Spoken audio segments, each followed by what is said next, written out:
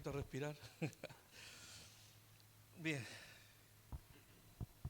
Gracias al Señor. Doy gracias a Dios primeramente por haberme permitido llegar hasta su casa de oración.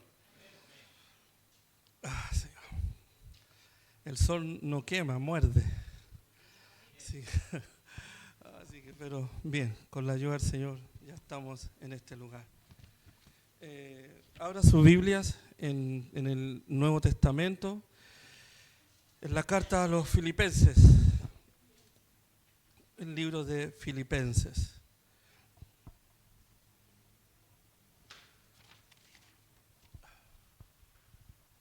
Capítulo 3, 1, 2, 3, 3, 3, 3. Filipenses capítulo 3.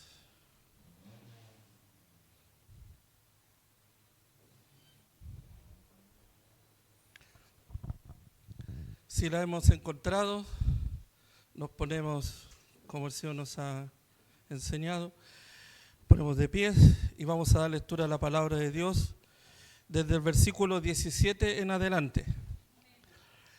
Y lo hacemos en el nombre de nuestro Señor Jesucristo.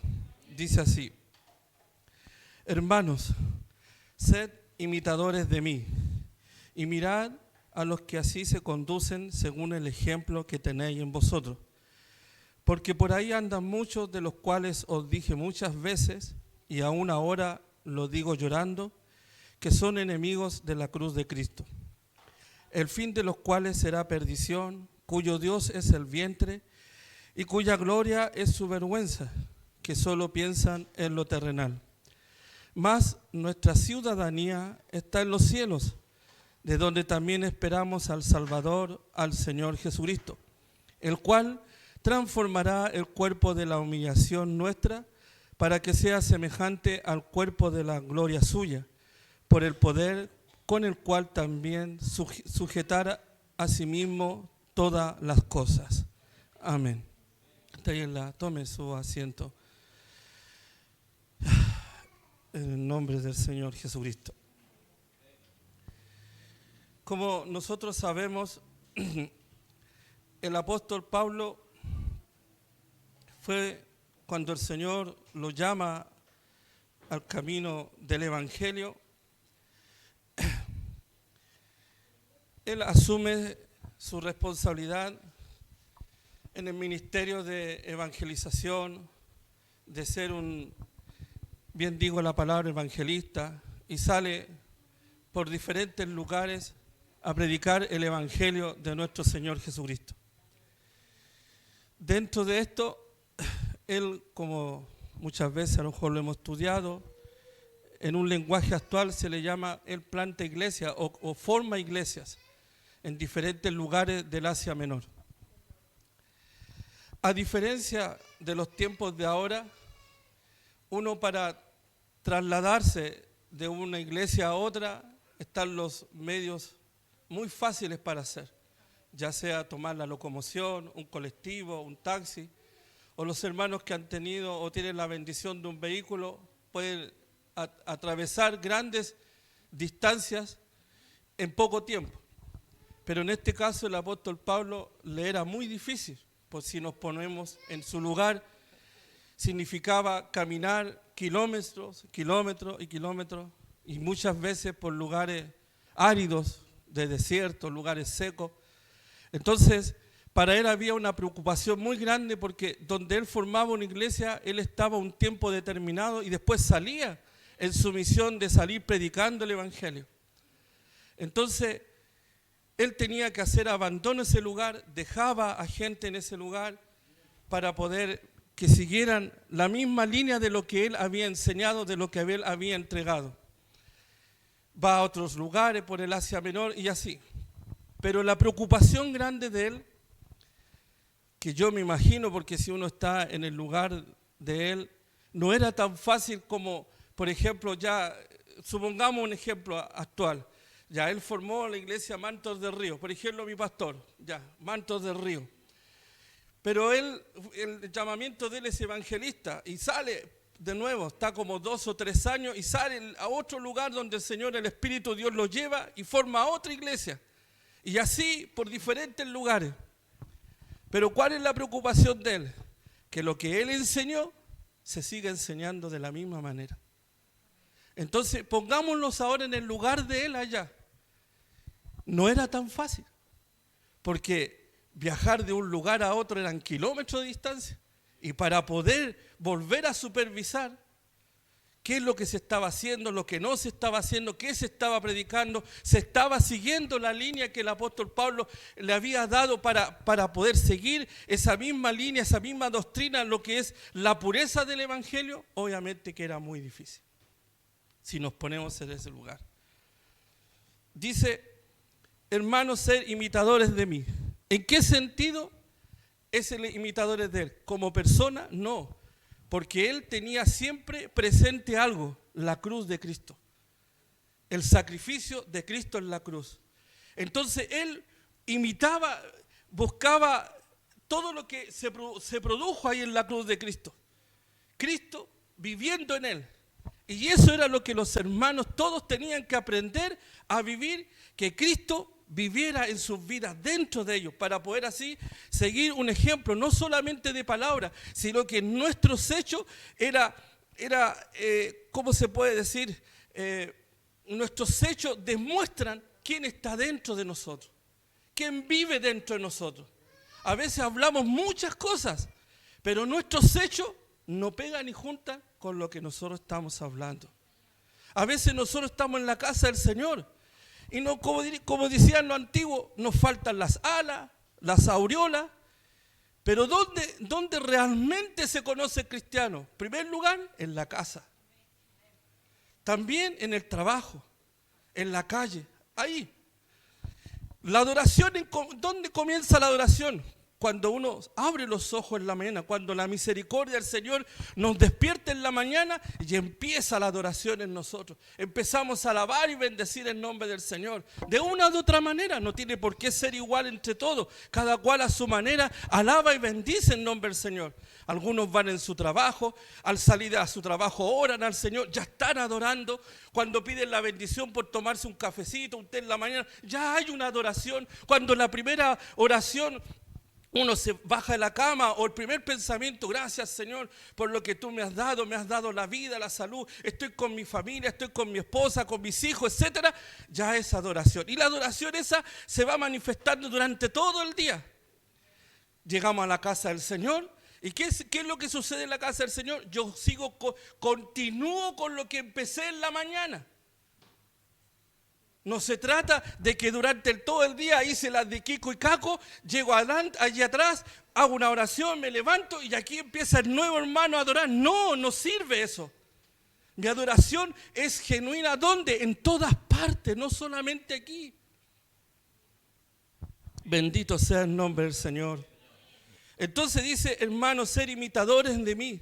Mirad a los que así se conducen, según el ejemplo que tenéis en nosotros. ¿Ve? Entonces a veces es muy difícil decir, ¿sabe? Imítenme a mí. Imítenme a mí. Muchas veces nos sacamos los pillos diciendo, mire, hagan lo que yo digo, pero no hagan lo que yo hago. No, porque tiene que haber un equilibrio dentro de nosotros. Es decir, si yo digo, Pablo decía, imítenme a mí, ¿en qué sentido? En su carácter, en su temperamento. No, en lo que él veía en la cruz de Cristo, eso se reflejaba en él.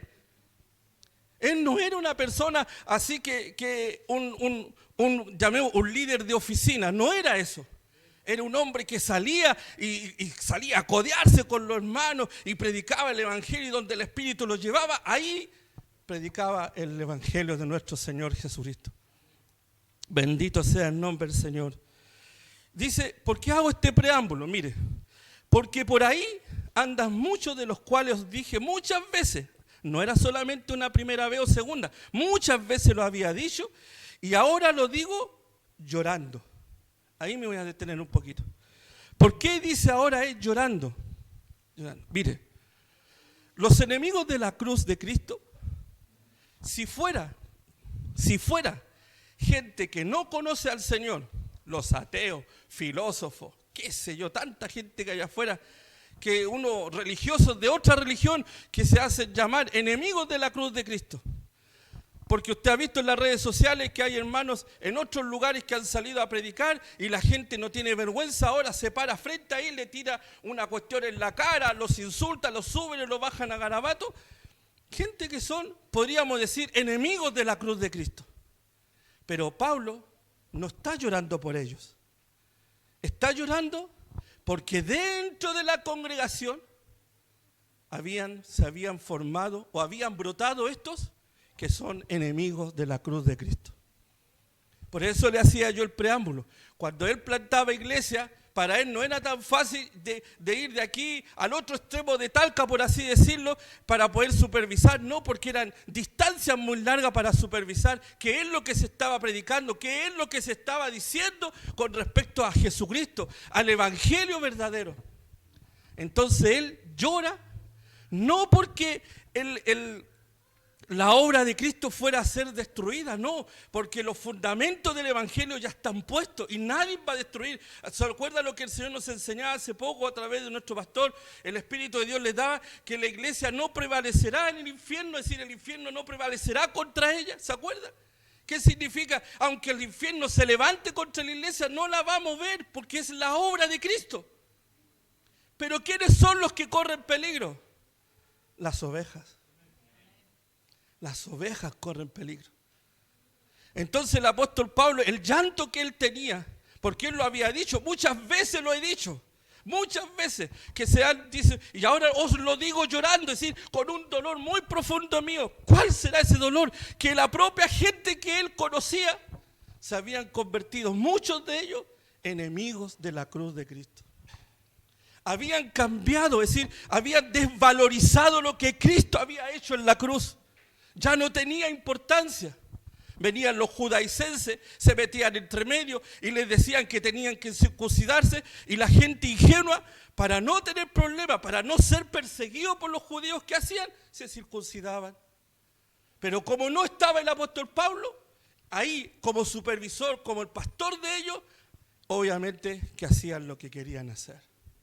Entonces cuando él llegaba o mandaba carta o pedía la información, venía un dolor muy grande a su corazón, porque sus propios hermanos se habían vuelto, la mayoría, algunos, habían vuelto enemigos de la cruz de Cristo. Ese es el tema de hoy día, enemigos de la cruz de Cristo. Quiera el Señor que en esta tarde ninguno de nosotros seamos enemigos de la cruz de Cristo. Porque todo lo que el Señor nos ha enseñado desde mucho tiempo ha sido a través de lo que está escrito en la palabra del Señor. No ha sido vanas palabrerías, no han sido palabras que se le ocurrió a alguien o alguien vino y predicó. No, porque nosotros que hemos nacido en el evangelio hemos escuchado de este evangelio, de lo que el Señor nos ha enseñado. Pero también se han introducido gente para enseñar otras cosas. Y esas otras cosas, ¿qué es lo que llevan? ¿Qué es lo que dañan? Las ovejas. Las ovejas de repente le creen más a una mentira que a lo que dice la palabra del Señor. Y de repente, cuando se les llama la atención o no se les da la oportunidad para hacer algo, van y se van. Y no se van solos. Se van con muchos, con los ingenuos, con aquellos que le creían. Pablo en una oportunidad, no me acuerdo mucho, dice, tengo temor, decía, de que a ustedes les pase, creo que fue a los Gálatas, que les pase lo mismo lo que les pasó a Adán y a Eva en el huerto, cuando fueron seducidos por la serpiente, Satanás, el diablo, y se fueron contra Dios.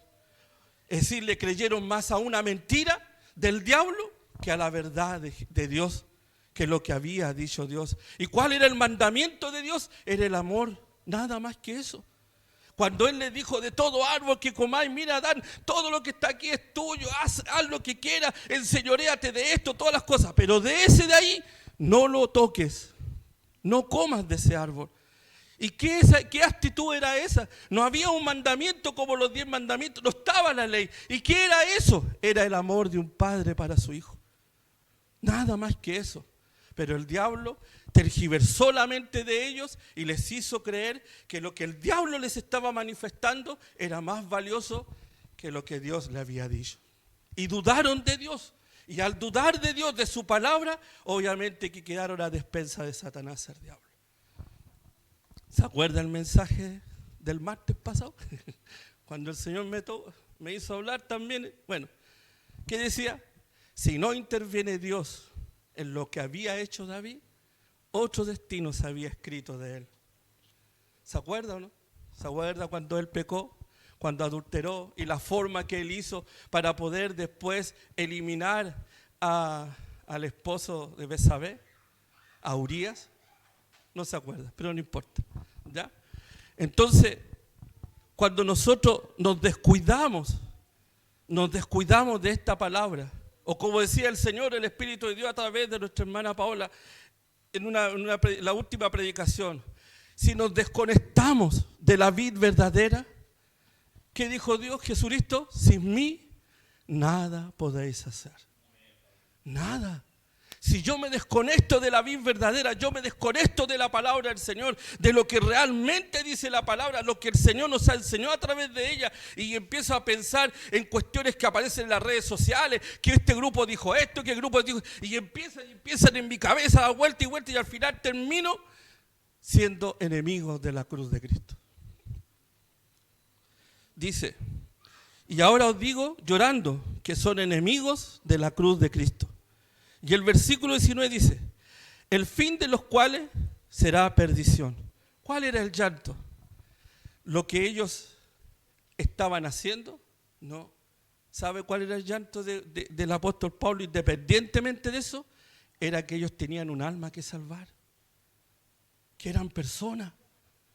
No era llegar y decir, ¿sabe qué?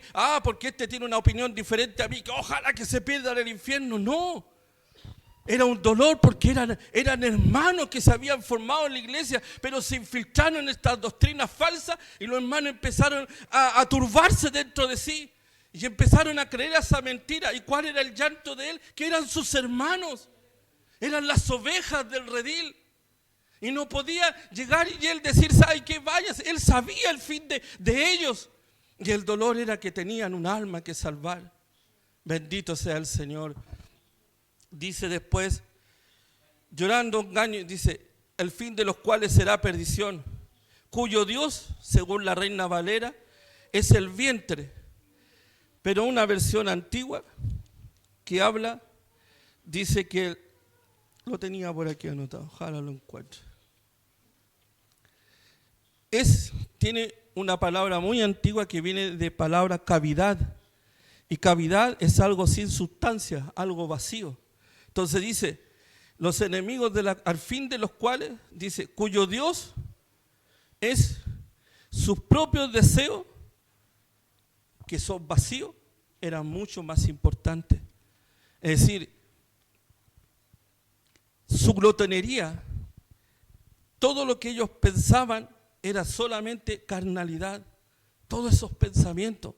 No había un pensamiento espiritual, no había todo eso que aparentaba ser espiritual, terminó siendo algo carnal, algo vacío, algo efímero, no tenía un fundamento bíblico, se habían desconectado de la cruz de Cristo y estaban hablando puras cosas, habladurías que no tenían sentido, no tenían una sustancia que pudiera, proteína espiritual para que el hombre creciera espiritualmente. Lo único que estaban haciendo era destruir a la oveja. Eso es lo que estaban haciendo, destruir a las ovejas.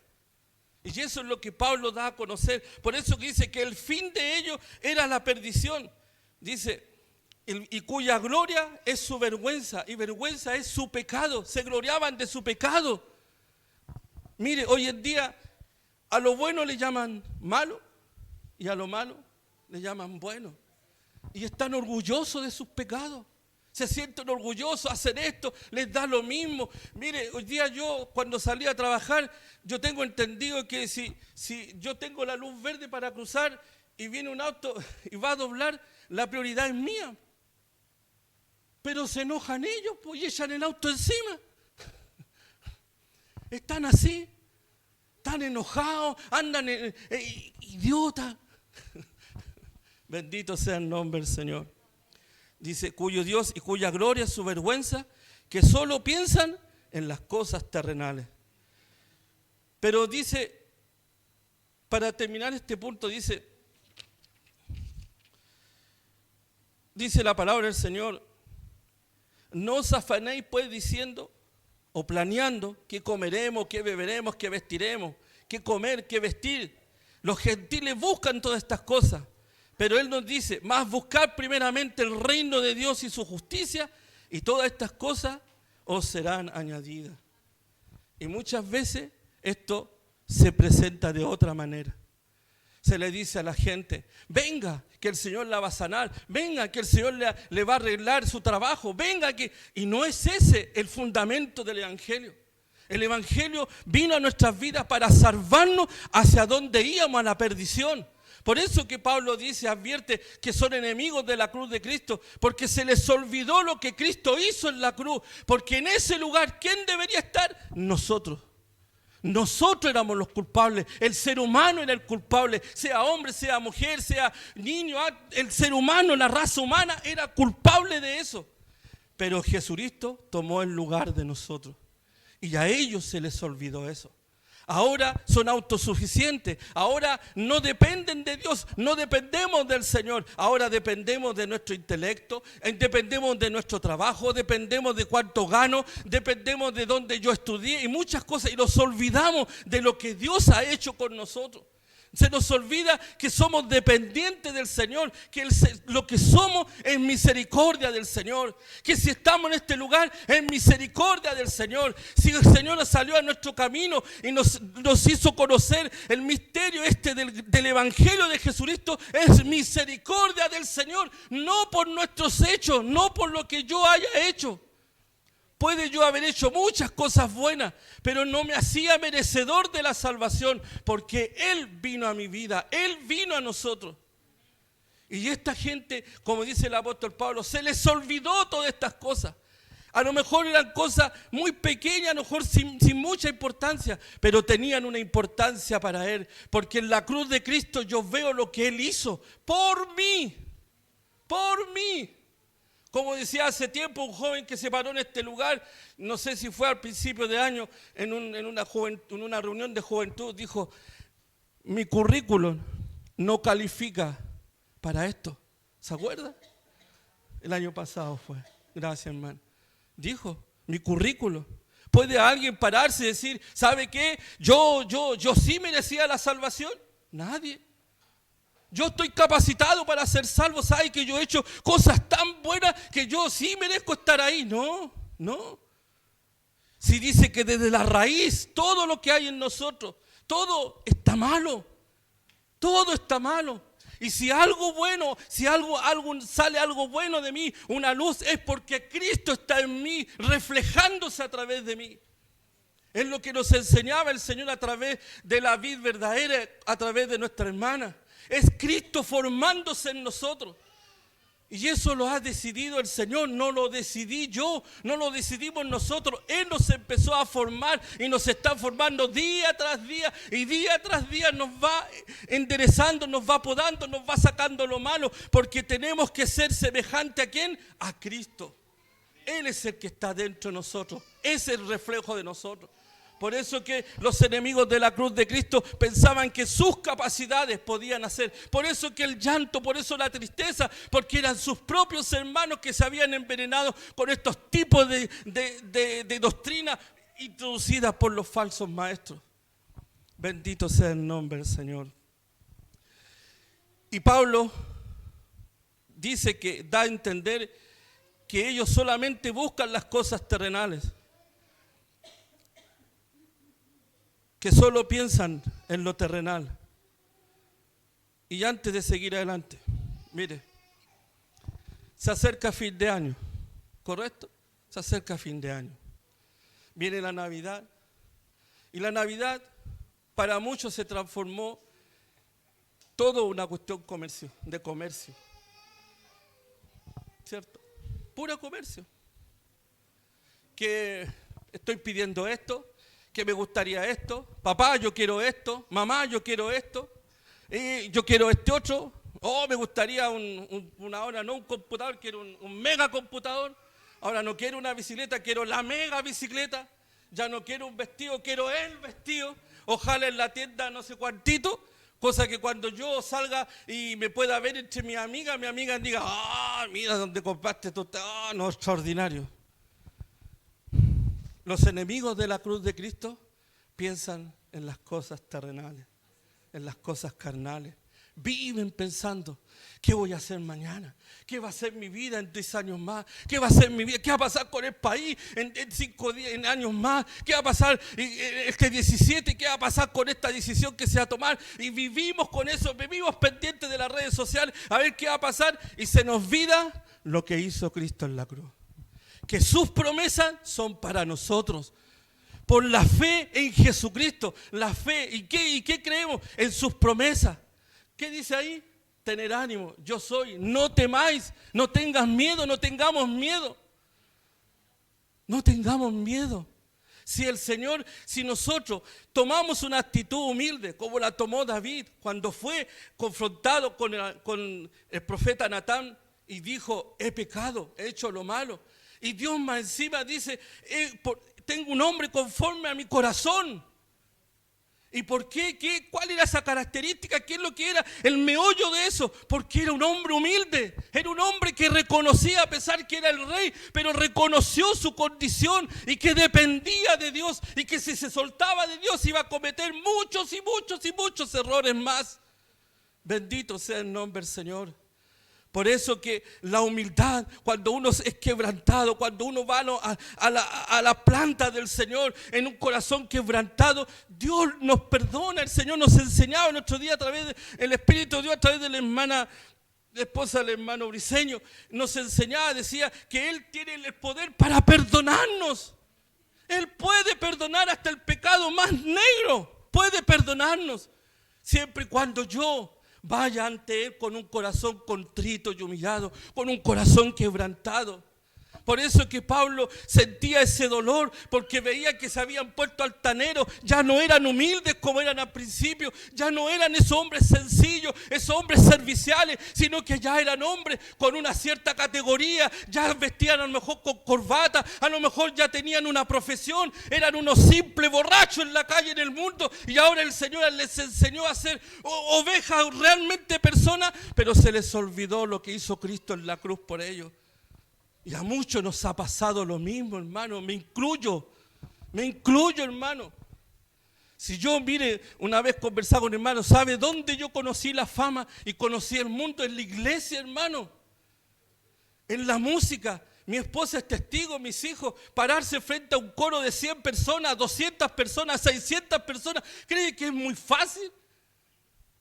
¿Cree que es muy decir, yo voy a subir humilde y voy a bajar humilde? No, hermano, porque los mismos hermanos, hermano que dirigió bonito, hermano que cantó bonito, que tocó bonito el piano, y uno sin querer se da cuenta y empieza el ego, y empieza el ego, y empieza el ego. Pregúntenle a mis hijos, cuando ellos empezaron ya a crecer y a hablar, ¿ustedes son hijos del hermano Salinas? ¿Sí? ¿Cierto? ¿Es así? Sí, son hijos. El hermano Salinas, ya no era cualquier persona, era el hermano Salinas.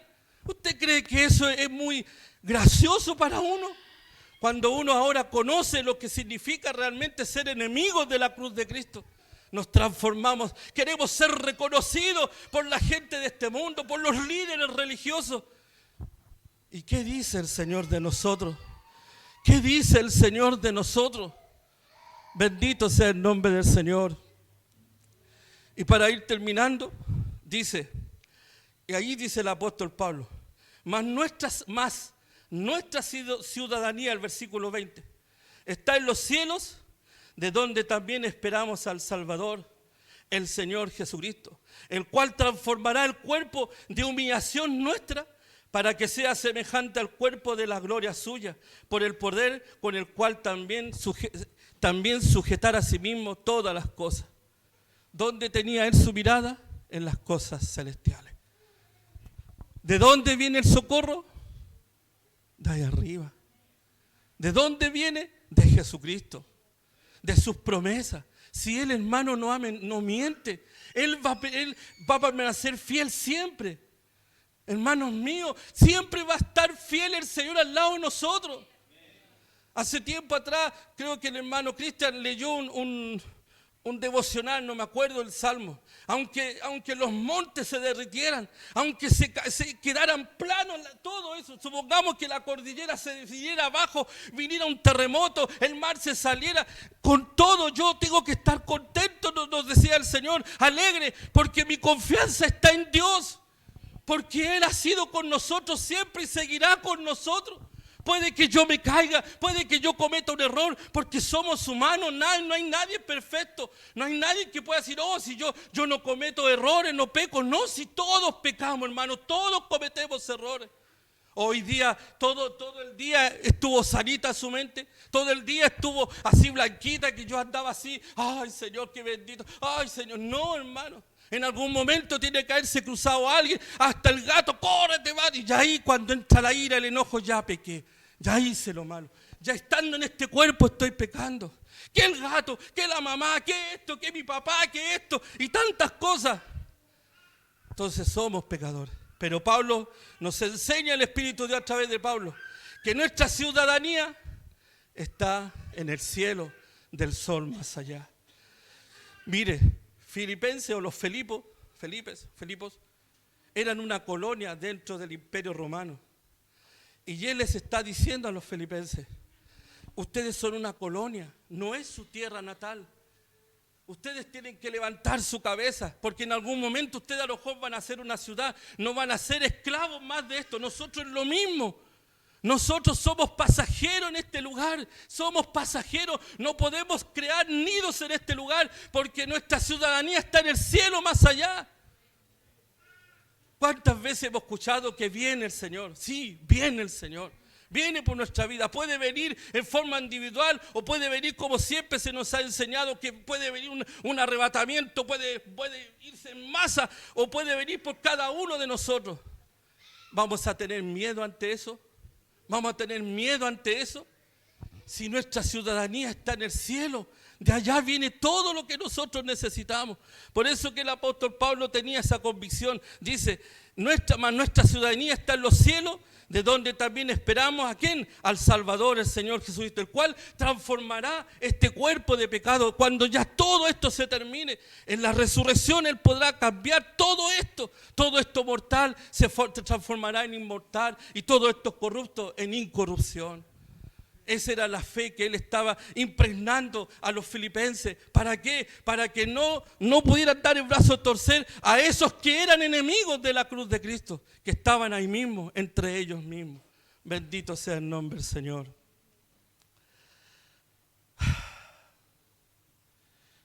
Y para terminar, dice, sujetan todas las cosas. Y en el capítulo 4, versículo 1 dice, así que hermanos míos, amados y deseados, gozo y corona mía. Miren lo que dice, estar así firmes en el Señor, amados. Estar firmes en lo que el Señor nos ha enseñado a través de su palabra. Bendito sea el nombre del Señor. Estar firmes, hermanos, estar firmes. No cavilar entre dos pensamientos, no. Estar firmes en lo que el Señor nos ha enseñado, en lo que el Señor nos ha dado, lo que el Señor nos ha permitido tener por misericordia. Así que mis hermanos, esta es la palabra que hoy el Señor nos ha dado y que sea de gran bendición para nuestros corazones. Estar firmes y no ser enemigos de la cruz de Cristo. Porque en la cruz de Cristo tengo que mirarla de vez en cuando, ojalá todos los días. Porque ahí está lo que yo realmente soy. Y alguien inocente murió por mí. Alguien que no se lo merecía murió por mí. Como dice una canción por ahí, hubo uno que murió por mí. Y ese es Jesucristo el Señor. Para Dios que vive sea toda honra y gloria desde ahora y para siempre. Y muchas gracias por esta hermosa oportunidad. Gracias, mi hermano.